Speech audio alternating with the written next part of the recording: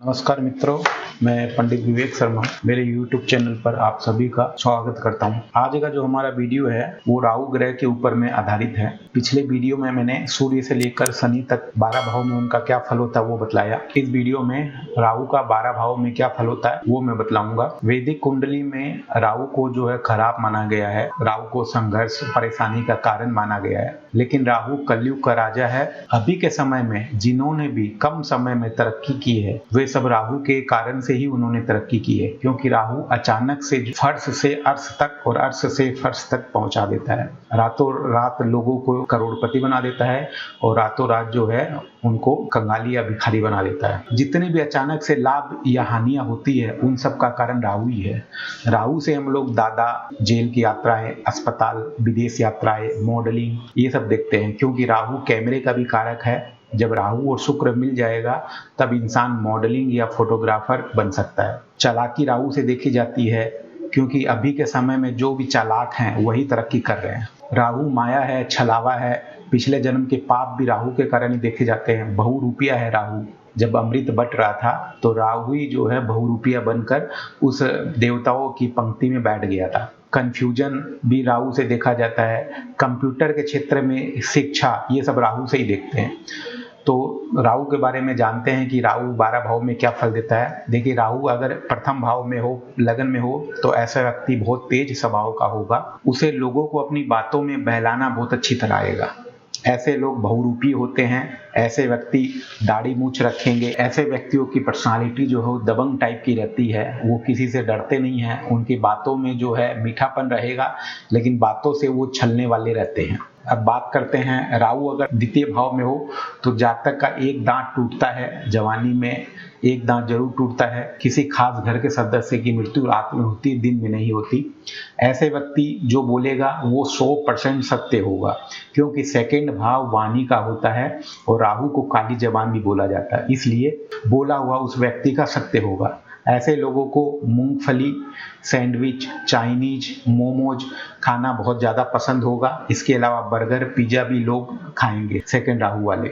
ऐसे व्यक्ति की धन की स्थिति ऊपर नीचे होती रहती है, अप एंड डाउन लगे रहते हैं। ऐसे व्यक्ति मांस, शराब का भी सेवन करते हैं। अब राहु अगर तृतीय भाव में हो तो घर के पास शंकर जी का, दुर्गा जी का मंदिर होगा। भाई बहनों, पड़ोसियों से नहीं बनेगी। घर के पास निसंतान, विधवा या विदुर कोई व्यक्ति जरूर रहेगा।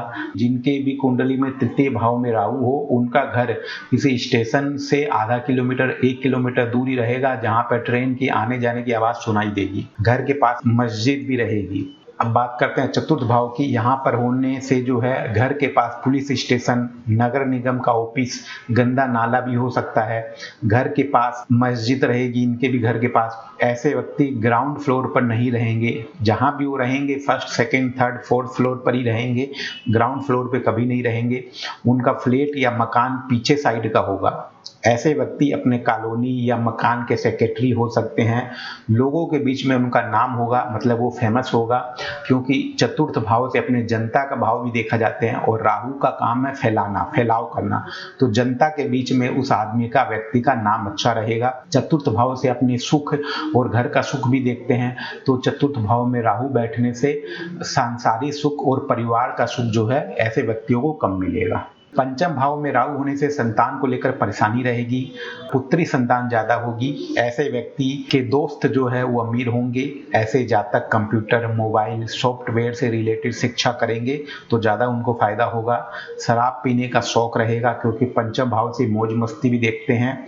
यहाँ अगर राहु के साथ चंद्रमा भी आ जाए तो ऐसे व्यक्ति फेमस होते हैं। बात करते हैं, अगर छठवें भाव में राहु हो तो ऐसे व्यक्तियों की 3 मौसी होती है, मतलब माँ की 3 बहनें होती हैं।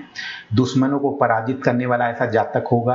कोई भी अंदरूनी बीमारी उसको रहेगी, जैसे पेट में अगर दर्द होगा उसको, जातक को, तो डॉक्टर उस बीमारी को कभी पकड़ नहीं पाएंगे। रिपोर्ट भी सब नॉर्मल आएगी, क्योंकि छठवें भाव में जो है राहु बीमारियों को छुपा लेता है। ऐसे व्यक्ति नौकरी में सफलता हासिल करते हैं। अब राहु अगर सप्तम भाव में हो तो ऐसे व्यक्तियों की पत्नी के पैर के अंगूठे में बाल होगा। अगर स्त्री की कुंडली में राहु सप्तम में हो तो पति के पांव के अंगूठे में बाल होंगे। ऐसे व्यक्तियों का वैवाहिक जीवन खराब रहता है। कई बार ऐसा भी मैंने अपने अनुभव में देखा है कि जिनके राहु सप्तम में है तो लग्न में केतु होगा, तो ऐसे पति पत्नी पिछले जन्म में भी पति पत्नी थे और इस जन्म में पिछले जन्म के कुछ कर्म शेष रह गए हैं, तो इस जन्म में वो पति पत्नी के रूप में फिर से आते हैं। वैवाहिक जीवन बहुत ज़्यादा खराब रहता है ऐसे लोगों का। कई बार सप्तम में राहु के कारण जातक अपनी बातों से पत्नी को मोहित करके रखता है, जिससे वैवाहिक जीवन कुछ सुखी हो जाता है। ऐसे जातक का एक्स्ट्रा मैरिटल अफेयर भी हो सकता है, लेकिन इसके अलावा राहु के साथ और भी ग्रहों की युक्ति देखनी जरूरी होती है। अब राहु अगर अष्टम में हो तो पाइल्स की बीमारी, कब्ज, पेट की तकलीफ रहेगी। ऐसे व्यक्ति का वाहन दुर्घटना का भी योग बनता है। अगर अष्टम में राहु हो और मंगल के साथ कहीं भी कनेक्शन बन जाए या गोचर में राहु मंगल मिल जाए तो ऐसे व्यक्तियों का एक्सीडेंट होता है। ऐसे व्यक्ति नेपाल या चाइना घूमने या नौकरी या व्यापार के लिए जरूर जाएंगे, क्योंकि अष्टम भाव से विदेश यात्रा भी देखते हैं। अब आप लोग बोलेंगे कि विदेश तो नवम भाव से देखते हैं, तो नवम भाव से भी विदेश यात्रा देखा जाता है, लेकिन यहाँ पे एक मैं बात बतलाना चाहता हूँ। अष्टम भाव जो है वो नवम से 12वां भाव हो गया और 12वां भाव से हम लोग विदेश यात्रा देखते हैं, इसलिए विदेश यात्रा अष्टम से देखनी चाहिए। व्यक्ति के दांत या गले में तकलीफ होगी। ऐसे व्यक्तियों के साथ ब्लैकमेलिंग भी हो सकती है। कोई वीडियो क्लिप या ऑडियो क्लिप के द्वारा कोई उनको ब्लैकमेल कर सकता है। तो मेरा यही सुझाव है कि जिनके भी अष्टम में राहु है उनको महिला मित्र कम बनाने चाहिए। जिनके नवम में राहु हो तो पिता से संबंध उनके खराब रहेंगे। 36 से 42 साल के बीच इन 6 सालों में जातक बहुत ज़्यादा तरक्की करेगा। विदेश यात्रा के लिए भी नवम में राहु अच्छा माना गया है। ऐसे लोग चालाक होते हैं, अपने काम को निकालना बहुत अच्छी तरीके से जानते हैं। ऐसे व्यक्ति अगर अपने धर्म के अनुसार पूजा पाठ करे तो उत्तम रहता है, मतलब कि अपने धर्म को छोड़कर किसी अन्य धर्म को नहीं अपनाना चाहिए, क्योंकि नवम भाव धर्म का भी है और राहु जो है धर्म से भटकाव दिखाता है। ऐसे व्यक्तियों को मांस मदिरा खाना बहुत पसंद होता है। ऐसे व्यक्तियों के जीवन में धन के लिए उतार चढ़ाव हमेशा लगा रहता है, लेकिन धन के लिए कोई काम इनका रुकता भी नहीं है। मान लीजिए कि अगर आपको 10,000 रुपये की ज़रूरत है और आपके नवम भाव में राहु बैठा है तो आपको कुछ दिन की परेशानी जरूर होगी, लेकिन वो काम आपका जो है रुकेगा नहीं, वो काम हो जाएगा। चाहे आप किसी दोस्तों से या कहीं से भी पैसा उधार लेके वो काम निकालना पड़े, लेकिन नवम में जिनके राहु बैठा उनका काम कोई भी काम पैसों के लिए नहीं रुकता है। पति या पत्नी के घर के पास कोई शिव मंदिर भी होता है। अब दशम में अगर राहु होने से फोटोग्राफर बन सकता है। ऐसे व्यक्ति मॉडलिंग या राजनीति में सफलता मिलती है। शेयर मार्केटिंग भी कर सकते हैं। दशम में राहु, बड़े बड़े राजनेताओं की कुंडली में जो है दशम में राहु है तो वो सफल राजनेता भी बनते हैं, क्योंकि दशम भाव शनि का भाव है। शनि भी राजनीति का कारक है और राहु भी जो है राजनीति का ही कारक है। काम धंधे उसके मल्टीपल रहेंगे, मतलब कई तरीके से 2-3 तरीके से वो काम करेगा। अगर वो नौकरी करता है तो नौकरी में भी वो 2-3 तरह के काम करेगा, मतलब सुबह से 10 से लेकर शाम को 7 बजे तक वो नौकरी करेगा और रात में फ्री टाइम में इसके अलावा वो शेयर मार्केटिंग या और भी कोई काम जो है 2-3 काम वो हमेशा करेगा। दशम में राहु वैसे बहुत अच्छा माना गया है। अब बात करते हैं एकादश भाव में। एकादश भाव में भी राहु रहने से व्यक्ति राजनीति के क्षेत्र में अच्छी तरक्की करता है। उपचय भाव में पापी ग्रह होने से जातक मेहनत करने के बाद, संघर्ष के बाद धन मिलता है। 11वां भाव जैसे आपको मालूम है 10वां भाव 11वां भाव उपचय भाव है, ये वृद्धि के कारक भाव है और ये संघर्ष के साथ में तरक्की कराते हैं। यहाँ राहु बैठकर दोस्तों से, टेक्नोलॉजी से, विदेश से लाभ ऐसे व्यक्तियों को मिलता है और धन की स्थिति भी एकादश राहु वाले की अच्छी मानी गई है। अब 12वें भाव में अगर राहु हो तो सैया सुख के लिए अच्छा नहीं माना गया है। पति पत्नी के रिश्ते खराब रहते हैं। ऐसे व्यक्तियों का एक्स्ट्रा मैरिटल अफेयर भी रहता है। 12वें में राहु अस्पताल, कोर्ट कचहरी में भी जो है पैसा बर्बाद करवाता है। व्यक्ति धर्म के रास्ते पर नहीं जाकर अधर्म की तरफ ज्यादा जाता है, क्योंकि 12वां भाव मोक्ष का है और राहु कलयुग का राजा है। ऐसे व्यक्तियों को धर्म से विरुद्ध कोई ना कोई काम ऐसे जातक जरूर करेंगे। धन की स्थिति भी खराब रहती है। ऐसा राहु जो है, एक पहला खर्च पूरा हुआ तो दूसरा खर्च तैयार हो जाता है, दूसरा खर्च आपने अपना कंप्लीट किया तो तीसरा कोई खर्चा तैयार हो जाएगा। 12वें राहु की ये खासियत रहती है। 12वें भाव में राहु होने से व्यक्ति डिप्रेशन में, मानसिक परेशानियों से घिरा रहता है। विदेश यात्रा या विदेश से धन आता है। जन्म स्थान से दूर जाना पड़ता है।